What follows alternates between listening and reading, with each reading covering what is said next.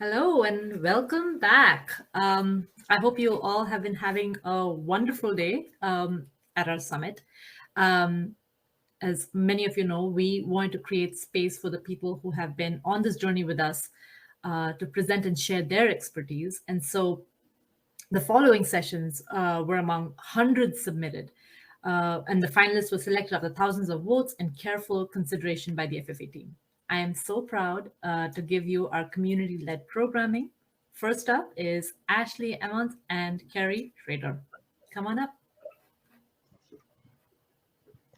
Thank you so much. Hello, everybody. Good evening, good afternoon, good morning.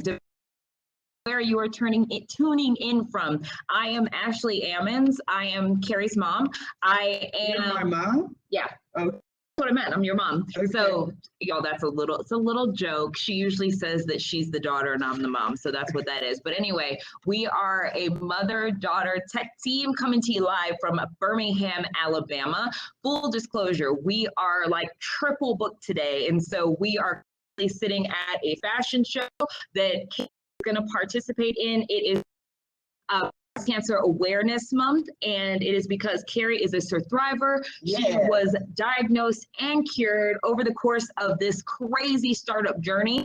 And today we are definitely going to celebrate that. We've raised some money, and so that is where we're sitting right now, but we're glad to be able to have this time with you. So what we're bringing to you is a conversation really about allyship and what that looks like as two founders who have been in the game for a minute. So, Mom, let's start off. Can you tell everybody just high level about our journey? High level. High level. It's been crazy. Two career professionals, and we saw a niche, a part of the opportunity it was addressing, and it was at live events for networking and data collection, and we just made mixture up. And so it's been crazy. You know, we left pretty high power careers doing our own thing, and to be dropped into entrepreneurship where we're bootstrapping, what does that mean? And fundraising, and it's not fun. I actually call it hell raising. And so that's where we get to this part of the journey where allyship is a real thing. So that's a little bit about our journey. The other thing that I'd like to throw out there, because I was going to say she's fashion on the brand, so she's forgetting. We are indeed the 38th Black female founders to ever raise more than $1 million in capital in the United States. That number is up to over 2 million now, and we're excited to still be standing after the pandemic because we were in fact a business that was live events based, and we did a quick pivot, and we're still live here today. So let's get into this allyship conversation. Can you give us your thoughts on the difference between ally and cheerleadership? And for those who are on the phone who identify as allies, listen closely. Oh, thank you for that. Well, the word cheerleadership, we kind of just made that up.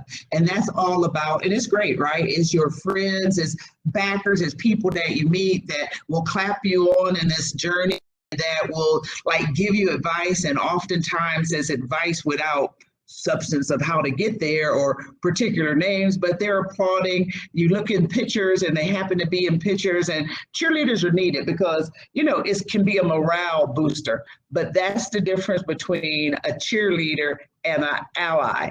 An ally is somebody who is actually actively working on your behalf, making connections for you, approaching and saying, hey, I know so-and-so that can help you with your business, and I'm going to really make that connection. I am going to introduce you to fund. I am a funder and I'm an ally, and I'm going to actually ask the same questions that I asked the majority of people specifically in tech that don't look like us, and actually fund you. I've been on a rampage on, you know, we do a lot of optics and not enough actual funding, but allies understand that, lift us up, and are actionable. They do what they say they're going to do. So can you give us at least a real life story, y'all? I like to talk in, let's talk in real. Give us a real life story, or give us the attributes of the best allies that we've had over the course of how many years have we been in this? Like 7 years. No, I mean, some of the attributes of the allies are really people like we were in we were in a pitch contest and lost early on. We lost. We thought we did a good job. People were clapping. Well, let me pause and say we did a great job. I pitched. Neither here nor there. Okay, she digresses. But we did a really good job. And when they announced the winners, we were all prepared to go and get the check, but we did not win. And, you know, it was like early on in the journey when we really didn't understand it's really more than pitching to win, is pitching so people can hear what you're saying. So a gentleman came to me after the pitch and said, I don't know why you guys didn't win. You guys were awesome. You know, la, la, la, la, la, kind of sounding like a cheerleader. And then he said, I want to help you. And in fact, I'm going to give you 4 times as much money as the prize money is, and I'm going to make connections for you. I still was thinking, this is a cheerleader because I don't like they may not follow through. But you know what, 4 years later, he is a friends and family investor. He continues. He was literally at my house, and we live in 2 different states, maybe a couple weeks. He's opening doors at his workplace, which is a well-known, huge workplace that we want doors open at. That is a true ally. So in summary, on this conversation, what we wanted to bring to you specifically for the founders who are here listening, and then the people who help founders that are also here listening,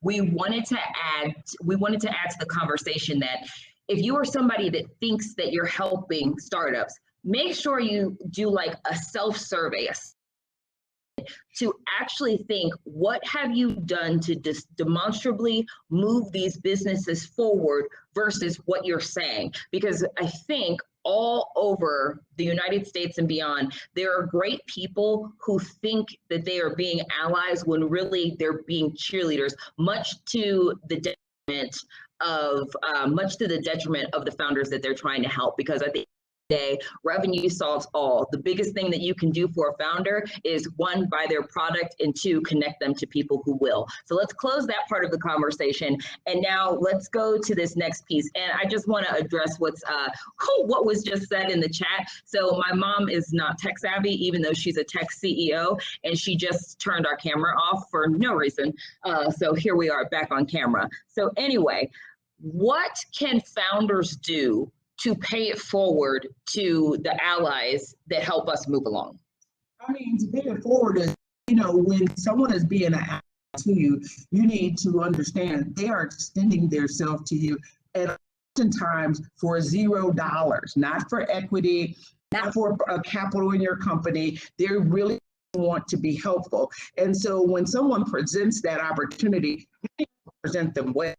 And you need to hold up your end of the bargain as far as, you know, what your service is, what your technology is, making sure you're prompt and follow up with any connections that they give you. It's definitely a two-way street. I mean, no one, like this conversation, I don't want it to be like we feel somebody owes us something.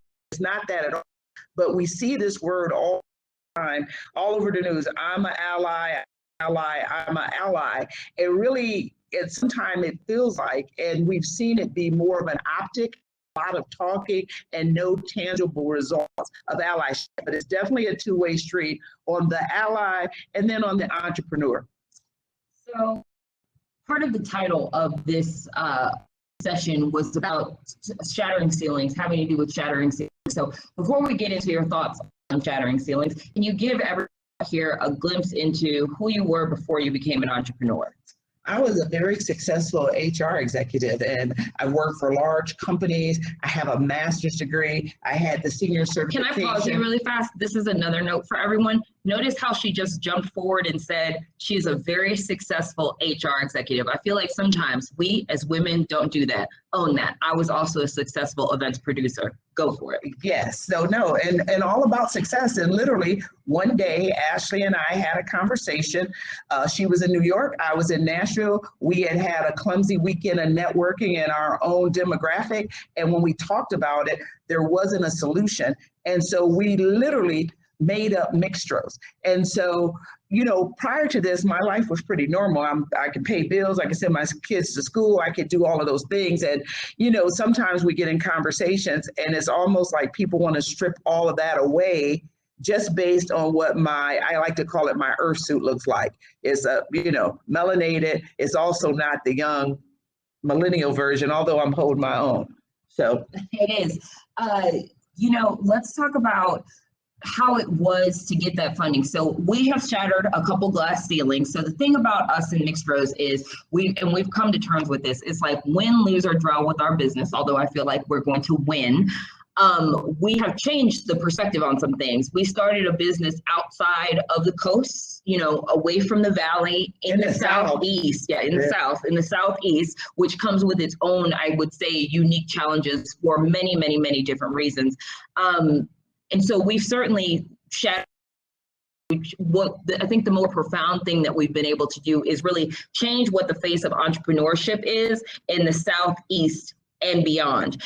And the way that we were able to come to terms with being able to do that is we accepted that we very well could fail doing this. Because I think what happens is for underrepresented founders, so that could be women, it could be of color, it could be people who identify as LGBTQIA, it could be any of that.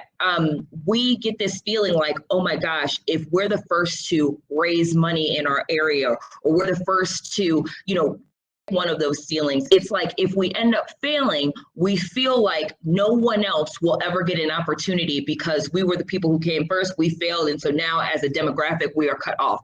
So I have to say, my mom and I used to have long conversations about this because we were taking on the weight of the world, like, oh my gosh, you're the two first Black females in the state of Alabama, in this region in the Southeast, a mother-daughter team, to get funded significantly. If we're not able to, you know, turn this into a unicorn, which quite frankly, I would be happy to be a zebra, but if we're not able to turn this into a unicorn, there will never be the opportunity for someone to do it again, and it will be our fault. And that's just not true. What is true, though, is the VC startup world needs to catch up with the rest of the world. And until there is an equitable amount of people playing the game of entrepreneurship, we'll just never know how great technology can be. No, and the thing I will say about the glass ceiling shattering, I've said for a long time, I'm out of that business of shattering glass ceilings, because you have to remember shattered glass is dangerous. And so as we're moving through the ceiling, if it's just shattered, we're risking bleed out. And so I urge you and all of our allies to help us remove the ceilings, because there's no limit to what we can do. And there should also be no obstacles that can cause you to fizzle out, bleed out, become, depressed, just anxiety. It should not be that hard. Can you tell us, as we're kind of winding around the corner with this chat, can you tell us one of the moments, or the moment that you remembered who you were in this journey? I know that you and I went through a part of this journey, and we were very much trying to fit into other people's box instead of being in our own box, or creating our own box, and so when do you think that moment was for you where you stopped trying to fit into what people thought you needed to be as a tech entrepreneur? I have to say it's kind of heavy, especially being a non-millennial. I should have came to this much sooner, but technology and this whole entrepreneur thing was brand new. But over the course of COVID, the George Floyd murder, all of those things, it really gave me time to sit back and reflect and really feel like, why am I letting people marginalize me as a human, me as a grown over 50-year-old woman, and what I can do? And once I really got back in the saddle, and it was like some mental time, some quiet time, wow, you've really taken several steps back when you should really be further ahead in this journey of where you stand in society. And so I just think that quiet time and, the sadness of it all and just the craziness really brought me full circle of this is a journey. And anybody should be able, if you have a good idea, if you're able to bootstrap, if you're able to get friends and family, if you can raise money, if it's a good idea, anybody, whoever you are, male, female, any should have the opportunity to get into this and not have things that automatically set them back and behind. Well, with that, before we get into our last little note, of course, about what we're celebrating today, which is breast cancer awareness, is there anything that you would like to ask me? Y'all, I don't know what she's going to say. I just threw that one on her. Yeah, no, I mean, what do you think of our journey and where we're headed? I think it's exciting. I think I have cautious optimism about our journey, but I will say for anyone here who's listening, for who is either in the thing, you've started the thing, you're thinking about starting the thing, maybe you're an ally, whatever the case is. Basically, I think if you're on this call and you have an interest in this space, by definition, you are brave and resilient. This is very much the path that is not traveled. And there's a reason why it's not traveled. It's because it's hard. It's because it leaves you up at night just thinking of all the things that could go wrong. It's heavy on your chest. It makes you miss out on things in life because you're so obsessed with this thing that you want to build that may or may not change the world, right? For anyone who's listening, just know that you are not alone, and you, by definition, are strong and brave and resilient more than what the general population of folks is, who will never in their life be able to do something like this. And oh, by the way, after you've become an entrepreneur, I fully believe that you can have any job that you would like and you can do it excellently. So there will always be money to be made. So go out, chase the thing, break the thing, go kind of broke for a second, but don't lose like the place where you sleep, and enjoy this journey while you're on it, because there's nothing like it. And I'd like to shout out anybody out there who is a solo founder, who is a millennial. I'm a proud millennial. If you are looking for a co-founder, look no further than your circle of women who are in that over 40 category. Over 50. Well, it could be your mom, it could be your aunt, it could be like a handful of people. The reason why I say that is my mom is not my co-founder by chance. She's my co-founder by choice. And that's because she is someone who rose to be an executive in the 90s, 2000s, etc.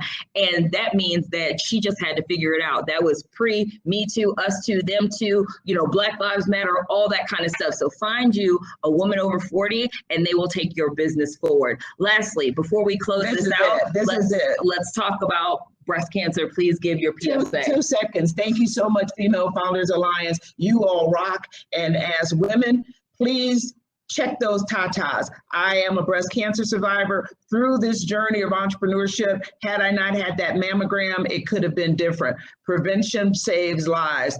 Have an awesome evening, and thank you so much for listening. Thank you so much, Kerry and Ashlee. Such important messaging there. I would like to call on stage Nabanita Day. I can see you, and yeah, there you are. Hello. Awesome. So I'm gonna do the slides. Be able to. Should I share my screen? Okay. Awesome. Well, hi everyone. Welcome. Today I'm gonna talk about Internships.org. It's a non-profit initiative that I started as part of my Nabanita Foundation that I created, especially to create a voice for underrepresented groups and kind of bring forth the issues that are faced by Asian communities, Black communities, by women across the world. So yeah, this is an initiative that I started in December of 2020, and I'm super excited to speak to you about it. Next slide. So a little bit about me. So back in 2016, I created this Chrome extension called Project Fib, which detect fake news on the internet when we were the first people to do it. So we got a lot of media traction. So it's a little bit about me, of like my past accomplishments. Next slide, please. Now, we know in COVID, we have seen more than like 3 million US women have dropped out of workforce, which leading to like 1 out of 4 women have also downshifted their careers. And I see where they're coming from, because when you're at home, you're kind of managing your home, your family, and also, supporting your family members pursue their own careers. Oftentimes, we've seen that women's careers take a back seat. We talk about educating women, sending girls to school, making sure that they have, like the right degrees to get jobs. But what happens when, they are married and then, they have a family? What happens then? These women who are educated, who are skilled enough to do their jobs, they're leaving the workforce because oftentimes it's hard to like manage both home and family, especially when you don't have supportive family members, or maybe you're even a single mom kind of managing work and life. Next slide, please. So that's where the idea of returnships.org came to me. It's more kind of tapping into the entire network of people who have left the workforce and they're trying to get back to the workforce. Now, I had the opportunity to work with somebody in my family who was also navigating going back to the workforce after they have had a long haul in career. And so, me being in tech, my first instinct was like, you know what, let me just look on Google. I'm sure there'll be some site which has all the information and I can just give it to my family member and we are good to go. So I started searching. And then I saw all these opportunities that are available. They're not really for somebody who has left the workforce and has that significant gap. It's for somebody, even like the returnship opportunities that existed at that point, which are basically 12 to 16 weeks of internship opportunities for people who have left the workforce, and companies are trying to recruit them to get back. Even those interviews I found was also kind of for people who are ready to sit at the interview table. They kind of already know the basic skills and whatever, and they're ready to interview. But for somebody who has left the workforce, I'm sure that you are not writing Excel formulas on a day-to-day basis. I'm sure there are a lot of concepts that you applied back in the day and you've forgotten. So there's a significant gap between the people who are trying to get to workforce and the opportunities that does exist. And that's where I built returnships.org, which kind of bridges the gap between people, caregivers, women, people who are in their kitchen. They're like, you know what, I want to return to work and I don't know where to start. Like, I have no idea. And that is where this comes in. So, next slide, please.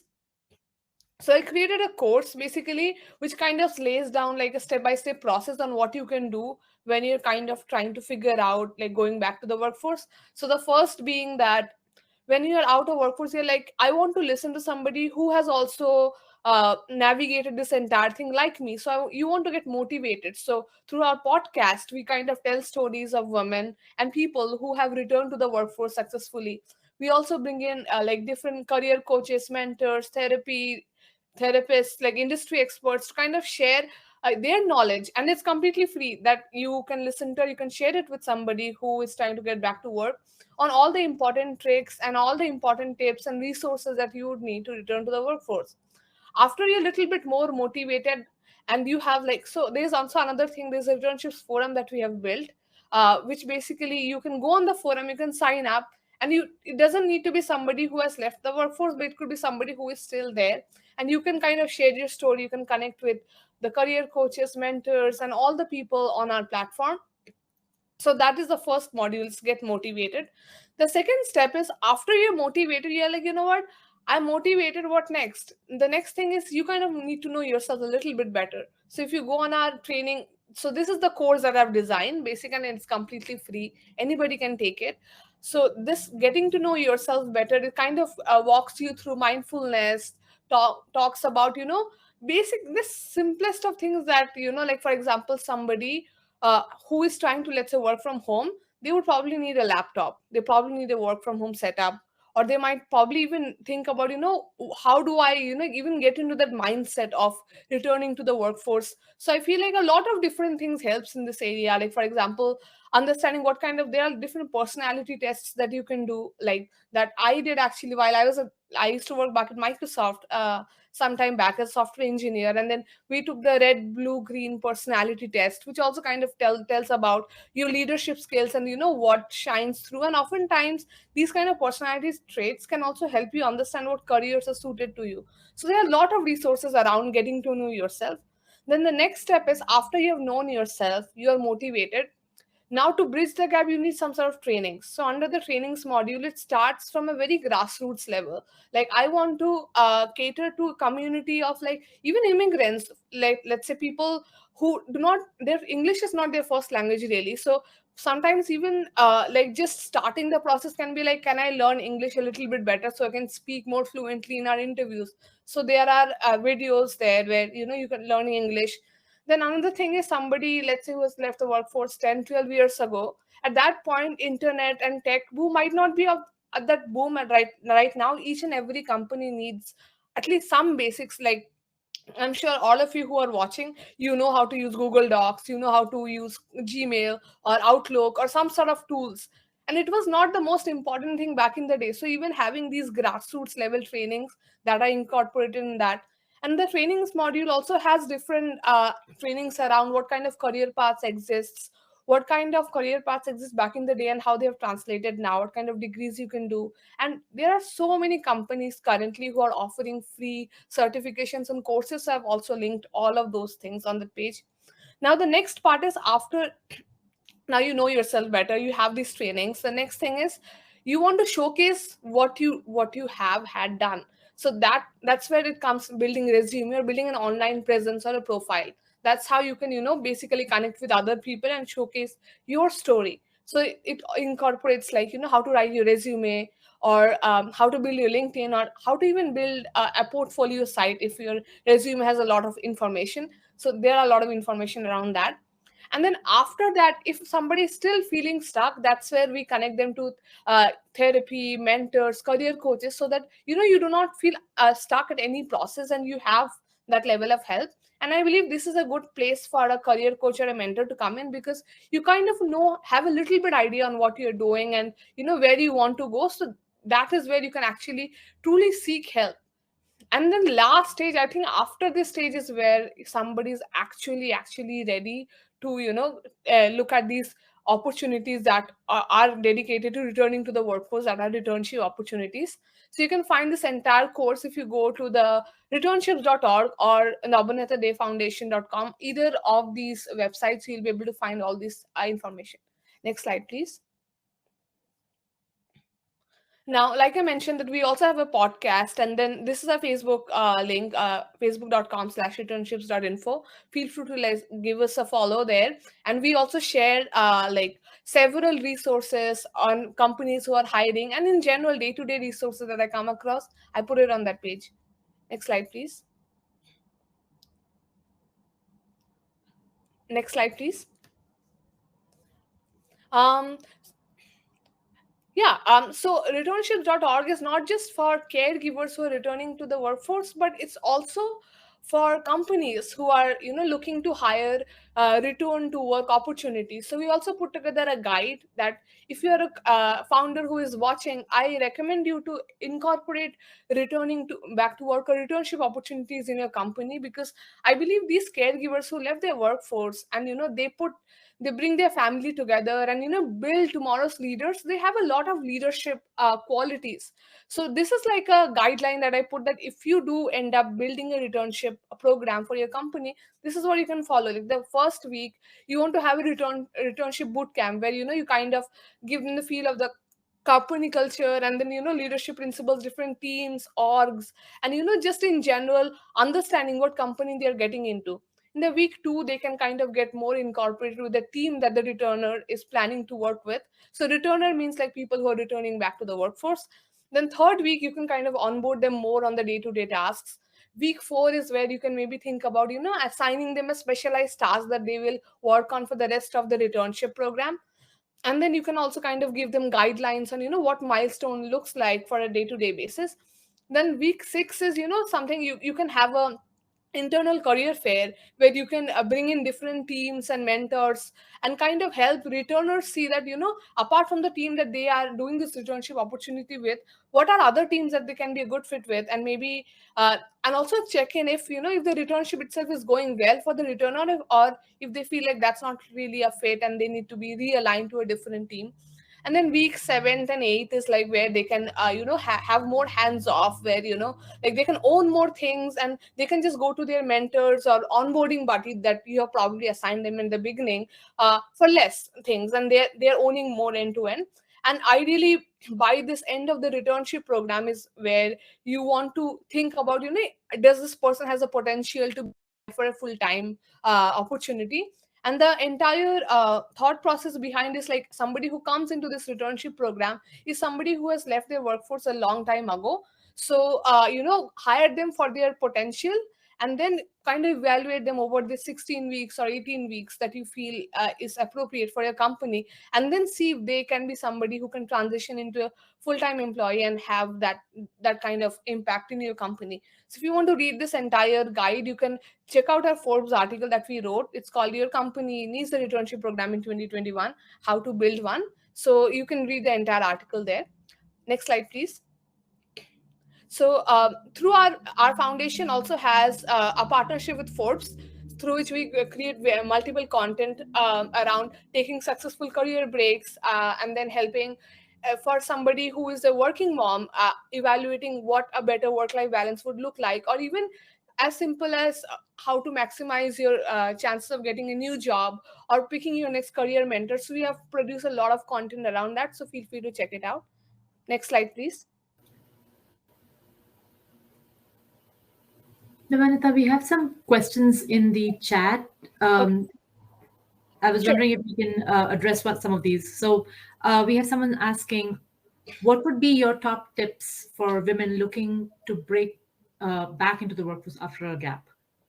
I think my top tips would be, first of all, is feel free to talk about the fact that you have taken a gap, because a lot of companies are encouraging conversations around taking a break.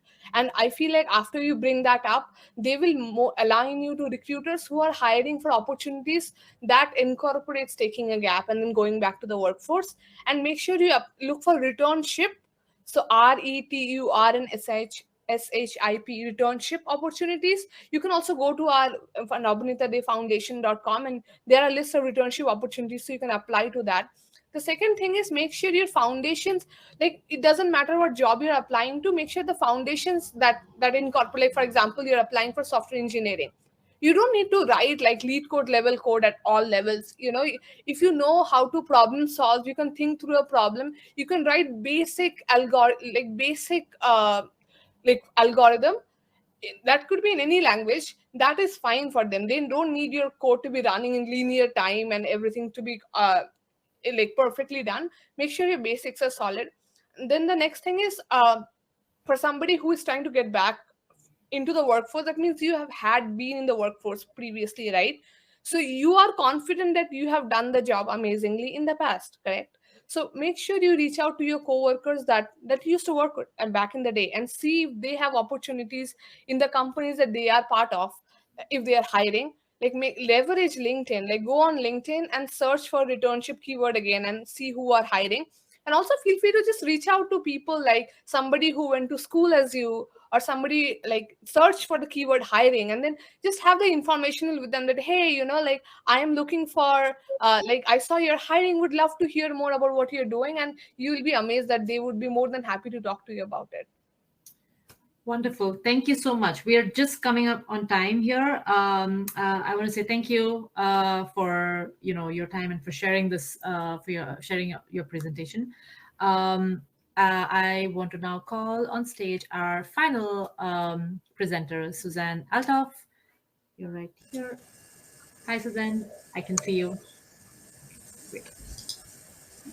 Hi. Is everything set with my audio and my video? Yep, we can see you and we can hear you. Terrific. Thank you. And S, thank you for bringing up the slides. So you can see that my talk is titled How to Help Girls See Themselves as Entrepreneurs. Next slide. So I'll introduce myself. I am Suzanne Altoff, and I'm joining you from just outside of Boston. I use the she, her pronouns. Thank you so much for attending this session. Today, as you saw on that first slide, I'd like to tell you what you can do right now, as soon as you sign off from your laptop or computer, what you can do to help girls and gender expansive young people imagine themselves one day as an entrepreneur. At any time, if you have questions or comments, please drop them in the chat. So my explanation for how did I come to this subject of helping young people imagine a life as an entrepreneur. I have a background that is mixed. I have worked for 22 years as a journalist. At the moment, I am an associate professor at Emerson College. For the last 5 years, I have been researching women entrepreneurs and other underrepresented entrepreneurs in the United States. I have collected the findings of this research in my book, Launching While Female. I set out to write this book because I wanted to examine what are the most common hurdles faced by underrepresented entrepreneurs, how they found success, and what do we need, all of us, what do we need to make the entrepreneurial space more equitable, more inclusive. One thing that I heard again and again as I was interviewing this 100+ women and non-binary entrepreneurs, they told me how important it was for them to be exposed to the ideas of entrepreneurship as children. And many of them even had parents who were business owners. And it was so crucial for them, they told me, to see this, to see someone running a business, starting a business up close. So can I have the next slide?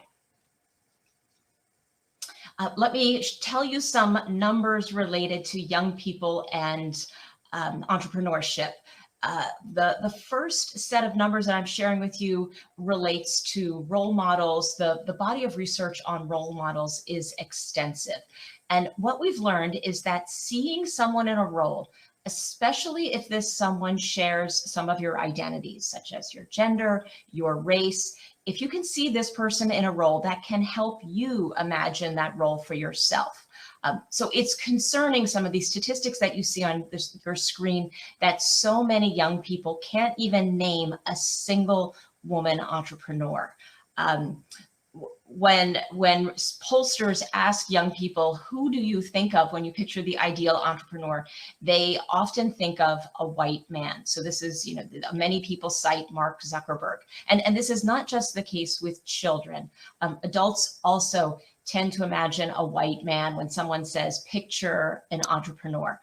Research also tells us that parents can either intentionally or inadvertently send the message that starting and running a business is man's work. Next slide, please.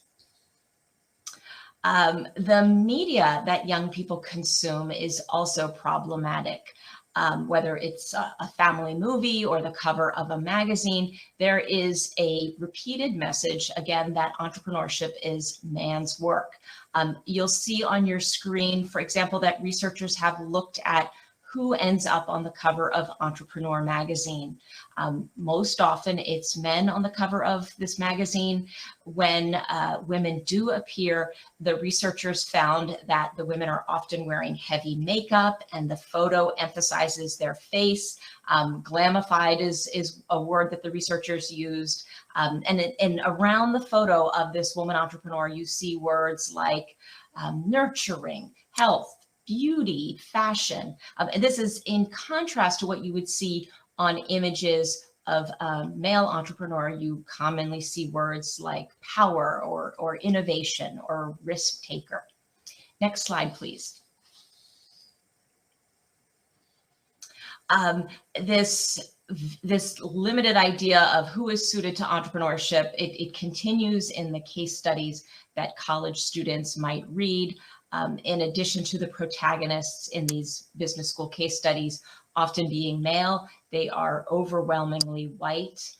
So as you're seeing, there's a message after message that young people are encountering, that white men are ideal entrepreneurs. And I'd like to note that these messages are also damaging to men and boys.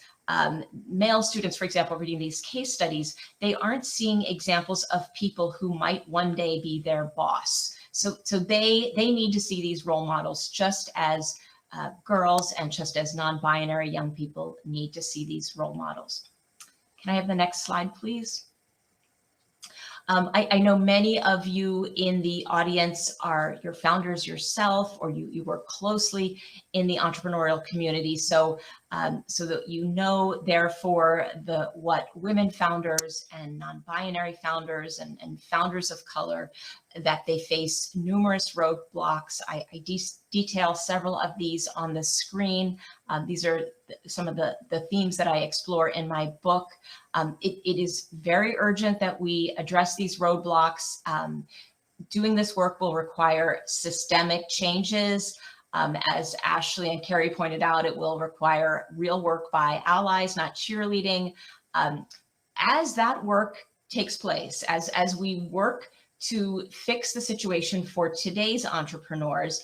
I want to make the case to you that we also need to address the issues that may be preventing all young people from imagining themselves as entrepreneurs. And these young people should be getting early exposure to business ideas. They should perhaps start their own business. So this is the work that we're going to be looking at. Next slide, please. So addressing these roadblocks will even the entrepreneurial playing field. They'll strengthen our economy, bring more jobs, more innovation. On your screen, I'm just giving you 2 examples of what the impact might look like.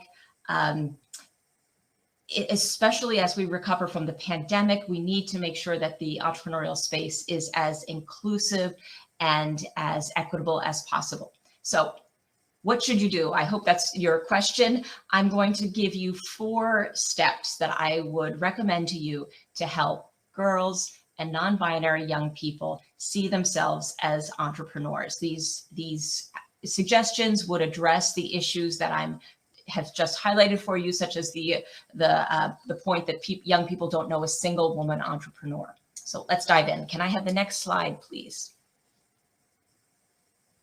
Okay, there are several organizations around the country and around the world that are working to expose young people to entrepreneurship. These organizations are giving them the message that their ideas and that their creativity is needed in this space. While I was researching my book, I got to observe a meeting of the group called Inspiring Greatness in You. This is a group that is based outside of Atlanta. It's a nonprofit that was started by Carolina Mincy in 2017, and her group is specifically for girls ages 8 to 18. In addition to entrepreneurship, she teaches them STEM and golf. And she, so why entrepreneurship, STEM, and golf? She told me she picked 3 areas where women are underrepresented. And specifically with golf, she was thinking about how beneficial it would be if a woman would know and be comfortable with golf, because so many business deals and so much networking happens on the golf course. So Inspiring Greatness is one terrific group. There are 2 others on the screen. I hope you will search for ones in your community.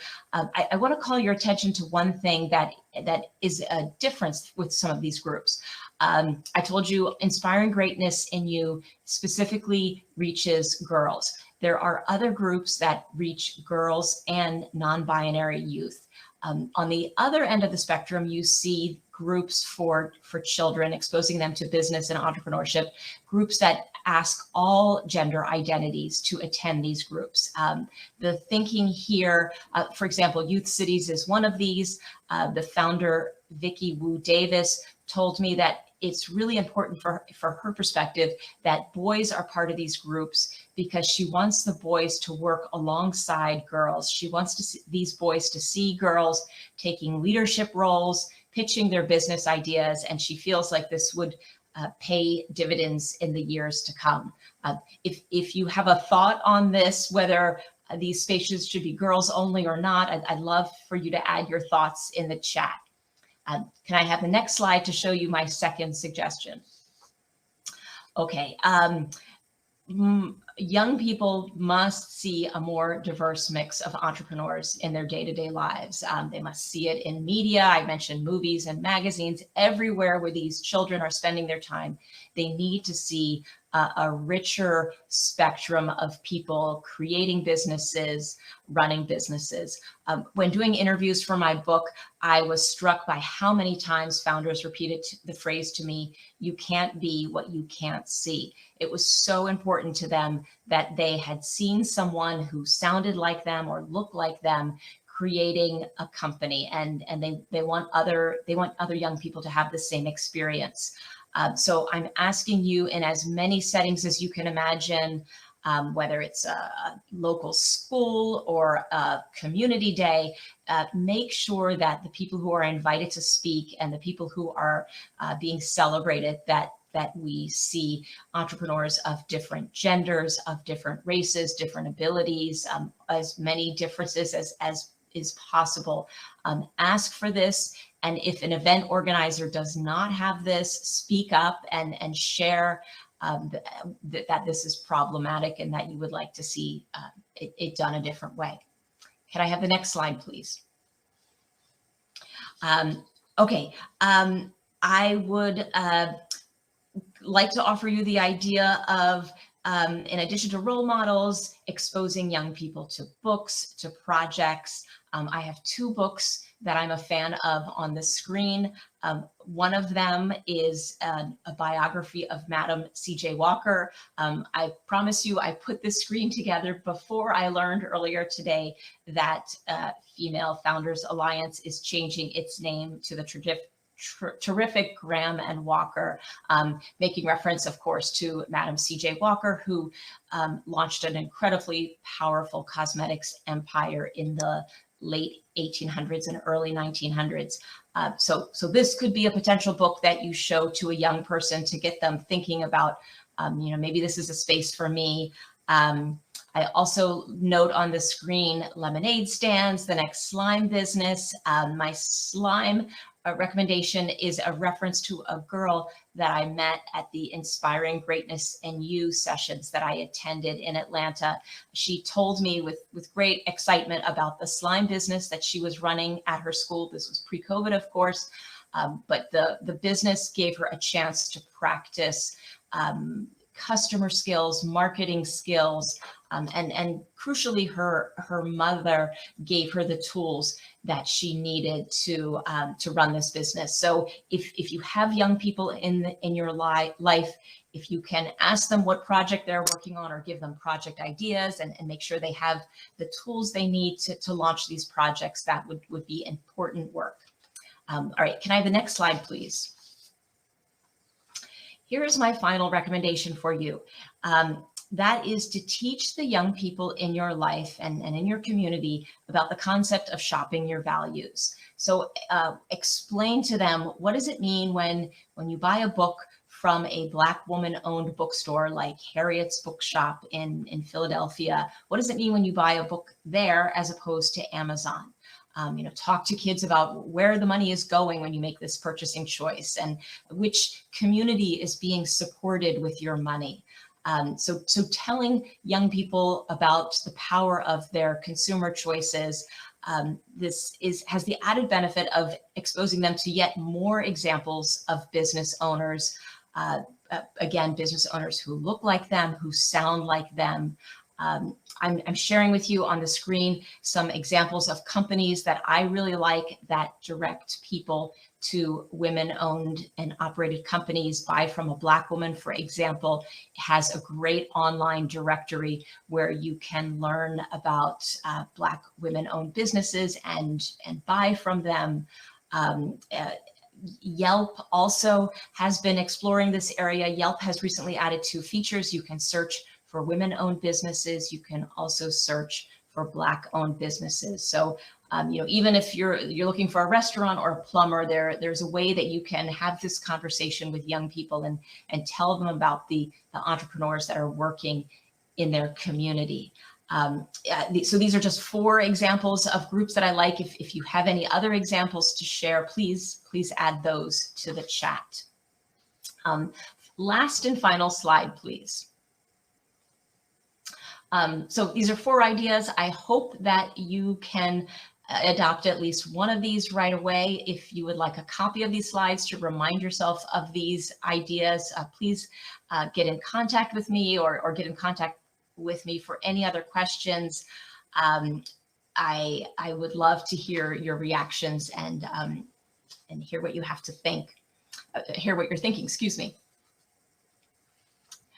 I see in the chat, what ages do I recommend for these books? I think 8 and 10-year-old is perfect.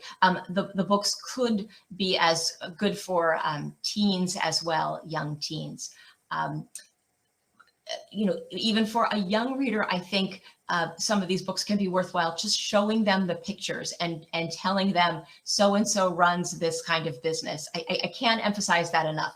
Repeatedly showing young people examples of people who have built a business so that young people can begin to fill their heads with these ideas of what's possible and what other people are doing. Thank you so much, Suzanne. Thank you. What a wonderful session. Thank you everyone for joining us. We hope you had a great day, and we hope you're going to be back tomorrow for our third and final day of the summit. I hope you all have a restful evening, and I will see you tomorrow.